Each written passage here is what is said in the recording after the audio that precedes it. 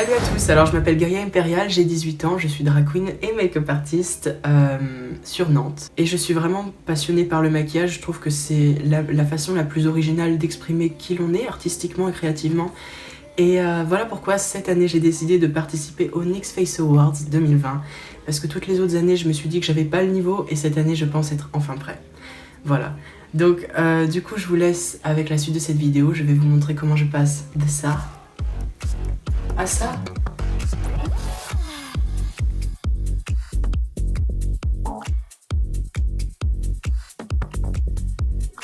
Ok, bon du coup le look que j'ai décidé de vous montrer aujourd'hui, de vous créer, c'est le look de la Gorgone, donc un petit peu Médusa, qui est un personnage vraiment très emblématique de la mythologie grecque, que j'apprécie énormément parce qu'elle représente le pouvoir aux femmes, elle représente la femme dans sa splendeur, dans son, dans son pouvoir, dans sa royauté, le fait qu'elle soit unapologetically herself. Donc le maquillage pour lequel je vais partir aujourd'hui, ça va être une base grise avec une pierre tombale, vous savez, fissurée, un effet pierre tombale évidemment, fissuré tout autour là, tac tac tac, avec un serpent tout le long de la joue ici.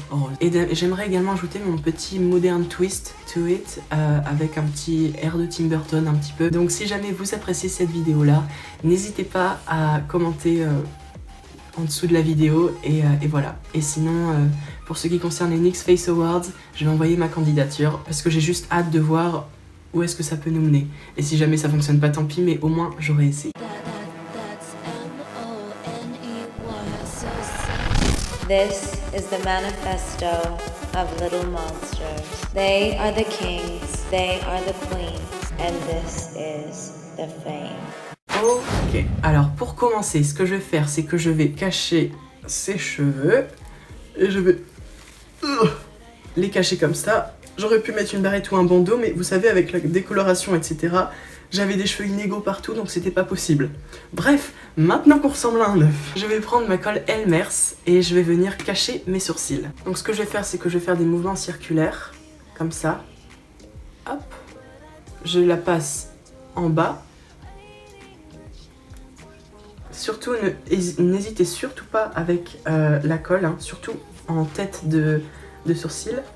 Voilà, en bas, histoire de bien coller les sourcils partout. Ensuite en haut. Je sais que souvent, l'endroit où les sourcils ils craquent vraiment, c'est à la tête du sourcil. Donc surtout, n'hésitez pas à vraiment repasser dessus, repasser. Alors je sais qu'il y a plusieurs personnes qui font leurs sourcils en repassant plusieurs fois après la poudre. C'est-à-dire qu'ils mettent la colle, la poudre, la colle, la poudre, la colle, la poudre. Mais je trouve qu'après, on perd de la texture. Et ça rend pas forcément un truc très très joli. Du coup, le mieux c'est de l'avoir du premier coup. Ensuite, une fois que ça a bien pris le temps de sécher, je vais appliquer ma poudre libre de chez RCMA, l'original. Boum. Alors, un truc aussi à savoir sur cette poudre là, c'est que cette poudre là, il y en a vraiment beaucoup et ça coûte pas forcément si cher que ça, donc franchement je vous la conseille. Un maximum là, pour vous faire une idée, ça fait 1 an que je l'ai maintenant cette poudre. Il faut surtout bien que vous appuyez la poudre comme ça, hop. Elle va bien s'imprégner sur les sourcils. Hop. Ensuite, ce que je vais faire, c'est que je vais enlever la petite poudre libre comme ça. Hop. Maintenant, je vais passer au coton-tige. Je vais juste passer sur les zones où la colle, elle n'avait pas lieu d'être, quoi, comme autour des sourcils, par exemple. Histoire de l'enlever et pas que ça fasse des paquets et que ça fasse, vous savez, une texture différente. À la limite, si jamais c'est toujours pas assez bien caché, vous pouvez juste repasser au niveau de la tête, comme ça là. Parce que là, je sais que j'ai 2-3 sourcils qui se battent en duel. Ensuite, ce que je vais faire, c'est que je vais appliquer ma base de chez Milk. Donc c'est une base matifiante sur tout le visage.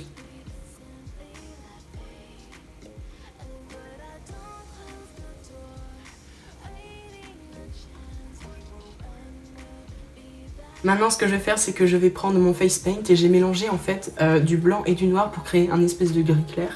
Voilà, et en fait, ce que je préfère faire, c'est m'occuper du reste de là jusqu'à là plus tard. Je ferai ça à la fin vraiment. Et pour l'instant, je me concentre juste sur le visage.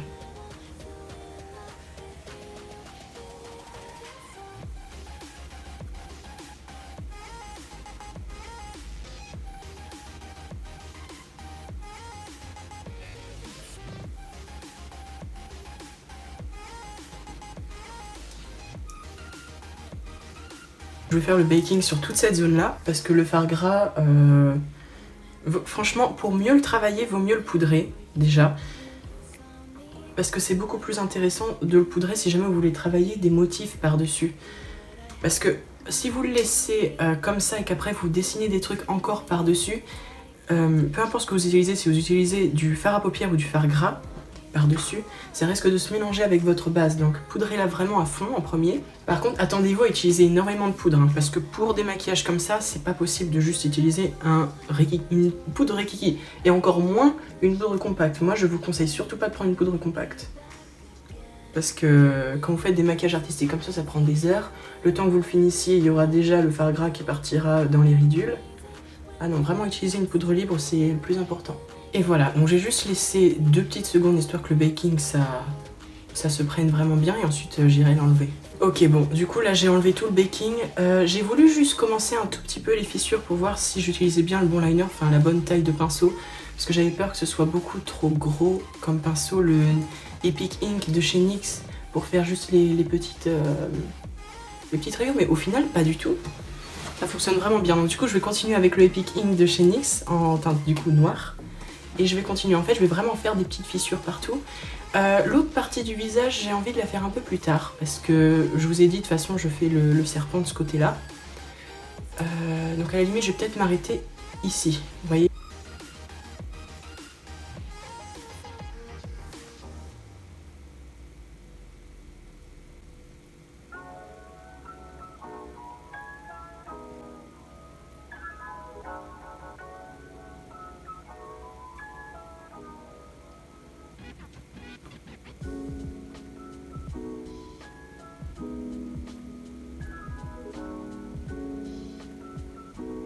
Ne vous en faites pas, ça va pas rester comme ça, évidemment on va faire des ombres, on va faire des lumières. Alors moi ce que je vous conseillerais ce serait de prendre un pinceau, vous voyez, plat comme ça, hop, qui soit plat, mais qui soit quand même un tout petit peu fluffy, histoire de blender un maximum. Je vais utiliser 2 pinceaux, j'en ai utilisé un fin et un fluffy comme ça. Le fluffy, je vais pas mettre beaucoup de matière dessus, histoire d'estomper vraiment en longueur. Et le petit pinceau, je vais l'utiliser pour estomper vraiment sur les lignes et à bord des lignes. Vous voyez, je veux pas que ce soit noir, je veux que ce soit gris. Enfin, gris foncé, un peu.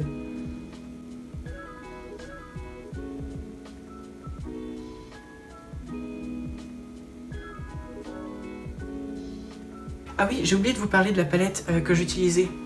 J'utilise la Me, Myself and I de Beauty Bay, que je trouve franchement vraiment bien. Tous les fards sont pigmentés. J'ai fait un review là-dessus, d'ailleurs je vais mettre le petit i juste là. Et ouais, franchement j'aime beaucoup cette palette. Et pour vous dire, du coup j'ai trempé une seule fois dans le noir, j'ai estompé sur ma main et j'ai fait tout ça pour l'instant. En vrai, il n'y a vraiment pas besoin d'en mettre énormément. Là, j'ai peut-être même mis quelque chose de trop là. Parce que de base, j'étais censée juste faire quelque chose de très vaporeux. Mais en vrai, ça me manque de faire des petits maquillages artistiques comme ça. J'apprécie beaucoup. Et puis franchement, la Gorgone, c'est une figure que j'ai toujours voulu faire. J'avais déjà fait un petit truc dans le style, mais ça remonte à tellement longtemps et j'avais pas les mêmes techniques que j'ai aujourd'hui. Non pas que mes techniques soient excellentes, alors là, pas du tout. Mais souvent, on s'approprie ses propres techniques pour voir ce qui fonctionne le mieux avec notre visage. Il y en a certains, ça fonctionne, et certains, ça fonctionne pas. Voilà. Bah, pour moi, ça a plutôt bien fonctionné, donc je suis content. Franchement, je le vois bien. Là, j'ai fait mon petit face chart. J'ai réfléchi un petit peu à ce que j'allais faire, où est-ce que j'allais placer quoi. Et franchement, bitch, je suis vraiment content de ce que j'ai fait. Voilà. Je suis vraiment content. Et également, j'ai pas envie de faire des ombres trop sombres parce que j'ai envie de faire un smokey eye ici et ici. J'ai envie que ça reste quand même lumineux. Et donc là, pour le coup, ce que je vais faire, c'est que je vais, comme ici et ici, accentuer un maximum les ombres. Histoire qu'on ait cet effet un petit peu de poupée cassée. Vous voyez, il y a forcément un morceau qui est toujours en dessous de l'autre. Donc il y a forcément une sorte de perspective. Par exemple, celui-là n'a pas d'ombre, celui-là a de l'ombre. Donc on va forcément penser que celui-là est au-dessus et celui-là en dessous. Et c'est l'effet qu'on veut vraiment rechercher. Après, je viendrai accentuer encore un peu plus les lumières, histoire de vraiment les accentuer, quoi. Ce que je fais dans un premier temps, c'est que j'émets une légère pression sur la ligne en elle-même. Et ensuite, je fais des ronds circulaires. des rangs circulaires. Des mouvements circulaires sans vraiment appuyer, juste en effleurant la zone, histoire de créer cet effet de blend quoi. Je vais juste venir estomper une dernière fois, histoire de créer ce petit effet smooth, un peu lisse quoi, et pas juste que du noir et du gris, mais créer cette petite harmonie de gris foncé. And bitch, this is going to get beautiful. But she's beautiful. But she's beautiful. Right. Donc les lumières, je vais les poser par exemple ici. En fait, je vais mettre du blanc sur mon pinceau. Donc c'est pas du face paint, en fait, c'est le Makeup Revolution Super Size Conceal and Define Full Coverage Foundation. En teinte blanche du coup, donc en F0. Et vous voyez, ça crée cette dimension-là. C'est pas censé être blanc, blanc, blanc, blanc, blanc, mais c'est censé être un gris tellement clair qu'on dirait que les fissures sont réelles. Vous voyez ce que je...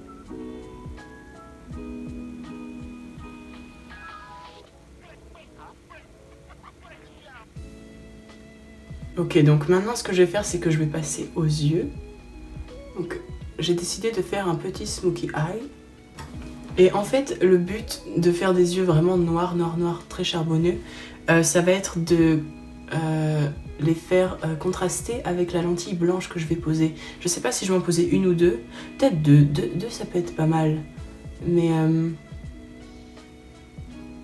ouais, vraiment le noir et le blanc, ça va contraster à fond. Et ça va rendre une plus jolie photo, je pense. Et j'ai vraiment envie, vous voyez, d'emmener le fard à paupières vraiment de ce côté-là pour donner un côté un petit peu triste, un petit peu statuesque, je trouve, au visage. Voilà. J'ai envie de lui donner un regard un peu triste, et pas forcément joyeux, et pas forcément très... vous voyez, juste ce qu'il faut, quoi. Et je vais vraiment forcer sur ce point central ici, vous voyez, juste sur l'arcade, l'entrée de l'arcade. Et avec le même pinceau plat de tout à l'heure, je vais venir estomper les bords.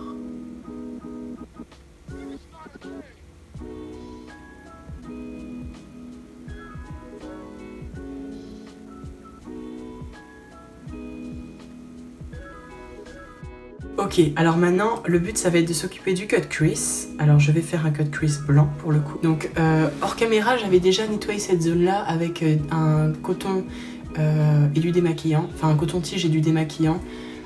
Comme ça c'est plus facile et ça va pas faire du gris avec le blanc quoi. Ça va faire du blanc directement, parce qu'avec le noir, ça risque de tout tacher quoi.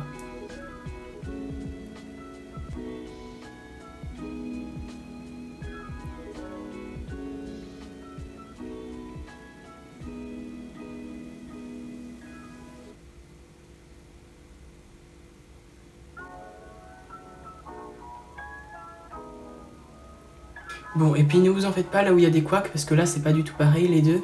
On viendra rajouter du noir pour bien restructurer la forme. Ça c'est ce que je fais tout le temps, donc pas de souci à avoir là-dessus.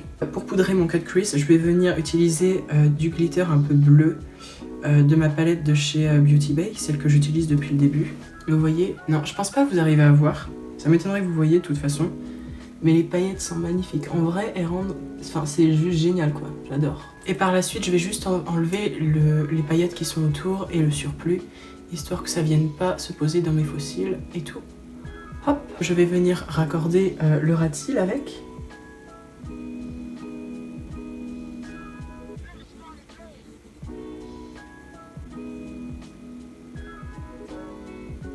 Et pour les petites retouches en coin interne, je vais utiliser du coup ce même pinceau.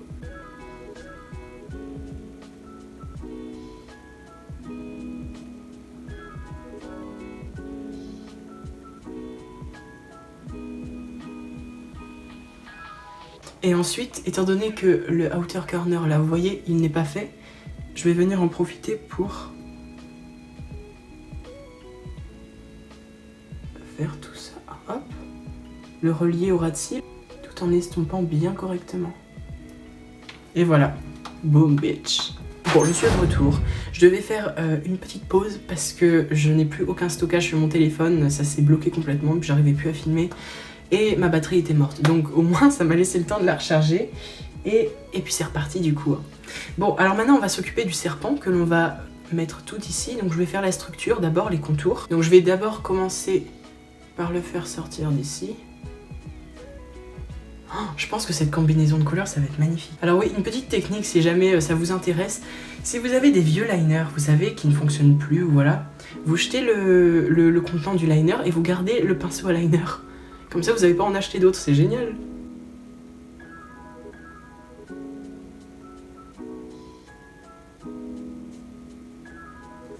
Ensuite, ce que je vais faire, c'est que je vais remplir toute la zone.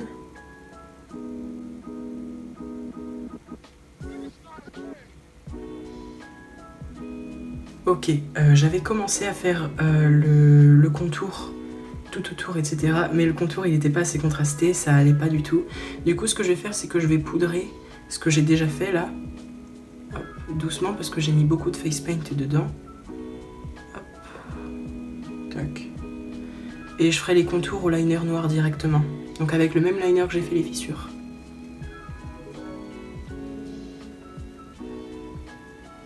Et là, pour le coup, je vais pas du tout avoir droit à l'erreur. Ça met la pression, ça.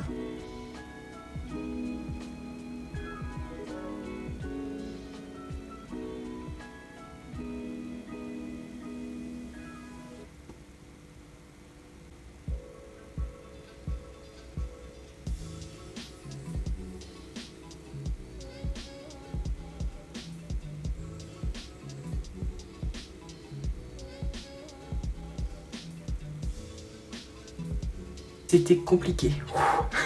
C'était compliqué. Bon, évidemment, là pour l'instant, j'ai toujours pas fait les ombres et les lumières. Ok, donc maintenant, ce que je vais faire pour faire les lumières, c'est que je vais prendre le C'est que je vais prendre le Epic Wear de chez NYX Cosmetics, le liner blanc. Et donc, je vais l'appliquer sur toutes les zones de lumière, pour le coup.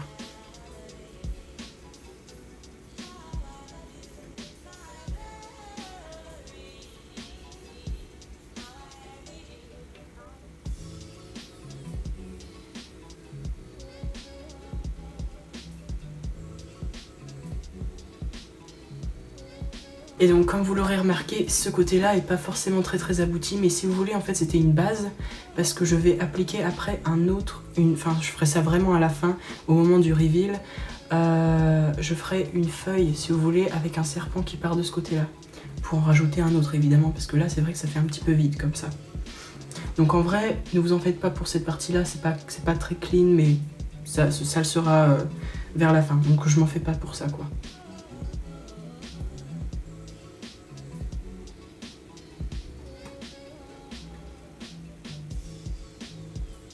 Ok, donc maintenant je vais reprendre avec cette partie-là sur de l'autre côté au final.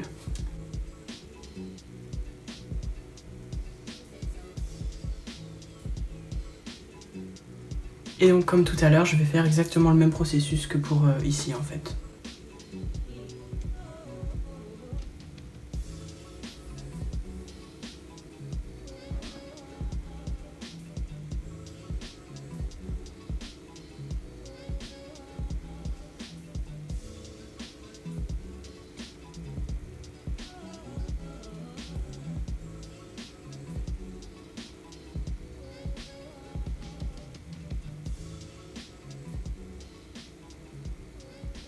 Je vais appliquer le face paint sur le torse pour le coup.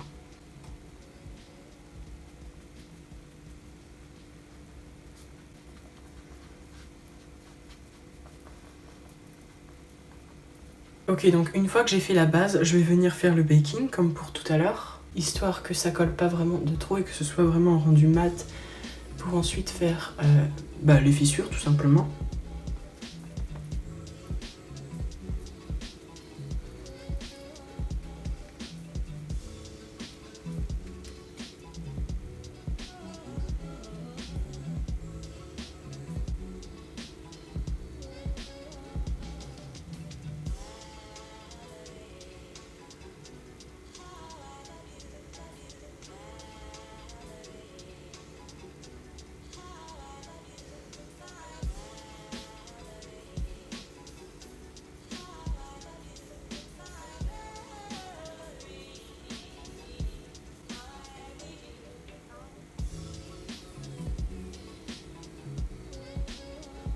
Ok, donc maintenant ce que je vais faire, c'est que je vais tracer un trait de liner avec toujours le même Epic Ink de chez NYX et je vais appliquer des fossiles par-dessus après. Mais ils sont en train de sécher, donc je ferai ça tout à la fin.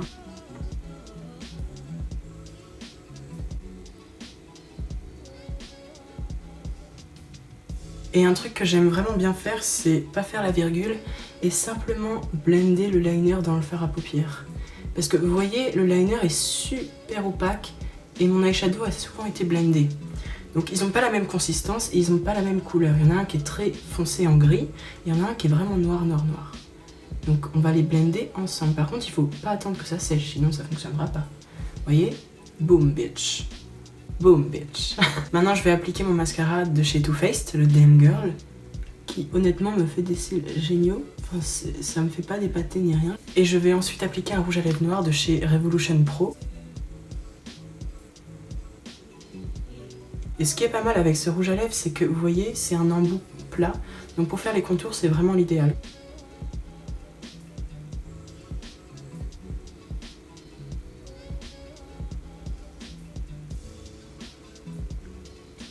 Et par-dessus, je vais juste appliquer le fard à paupières Mega, qui est un violet pailleté en fait. Ah, c'est un fard magnifique, vous allez voir.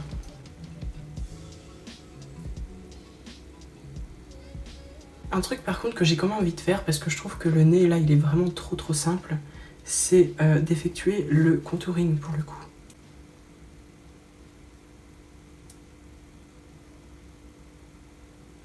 Et sinon j'aimerais mettre une toute petite touche d'highlight.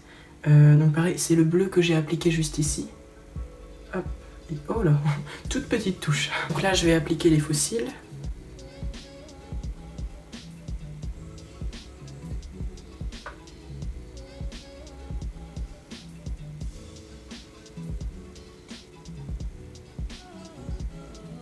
Ok, bon, vous avez certainement dû remarquer que là il y a certains trucs qui ont changé. J'ai rajouté le petit diadème que j'ai créé à partir de, vous savez, les tringles de rideau. J'ai rajouté la perruque que j'ai collée parce qu'elle a pris tellement longtemps à coller. En fait, le problème c'est que le lace il se relève tout le temps. Je pense que le lace, à mon avis, il est pas ouf, mais bref. Et donc là, il me reste plus qu'à coller le petit serpent.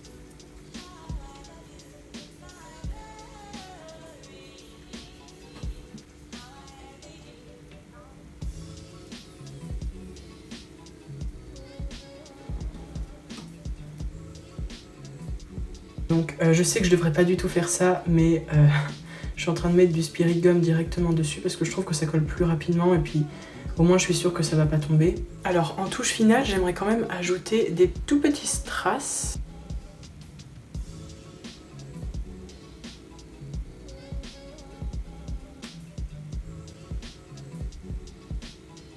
A few moments later. Enfin pour finir, je vais appliquer le lingerie gloss de chez NYX Cosmetics.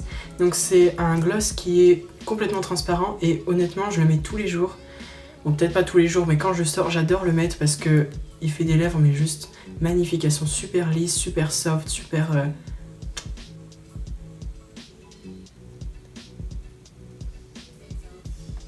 Et donc c'est parti, je vais mettre les lentilles blanches et je reviens tout de suite pour vous montrer le final result.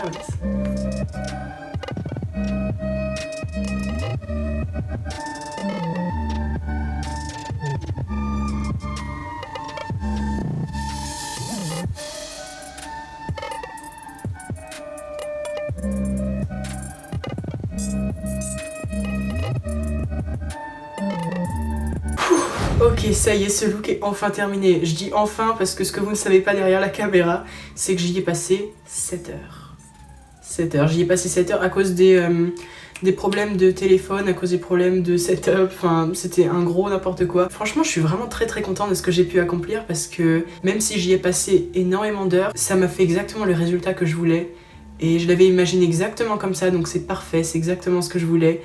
Et c'est vrai que j'ai souvent été beaucoup passionnée par tout ce qui est mythe de Médusa, etc.